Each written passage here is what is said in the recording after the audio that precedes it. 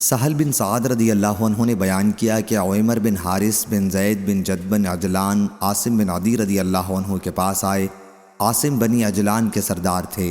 انہوں نے آپ سے کہا کہ آپ لوگوں کا ایک ایسے شخص کے بارے میں کیا خیال ہے جو اپنی بیوی کے ساتھ کسی غیر مرد کو پا لیتا ہے؟ کیا وہ اسے قتل کر دے؟ لیکن تم پھر اسے قصاص میں قتل کر دو گے۔ آخر ایسی صورت میں انسان کیا طریقہ اختیار کرے؟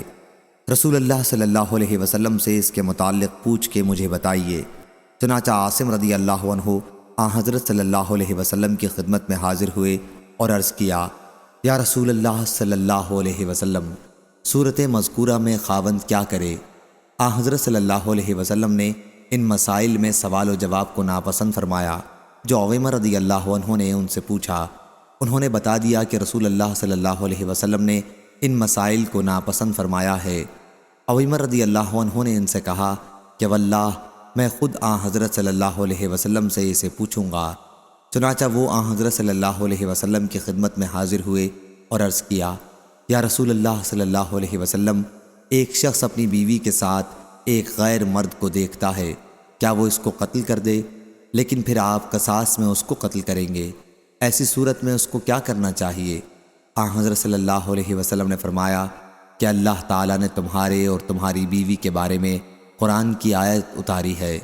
پھر آپ نے انہیں قرآن کے بتائے ہوئے طریقے کے مطابق لعان کا حکم دیا، اور عویمر رضی اللہ عنہ نے اپنی بیوی کے ساتھ لعان کیا۔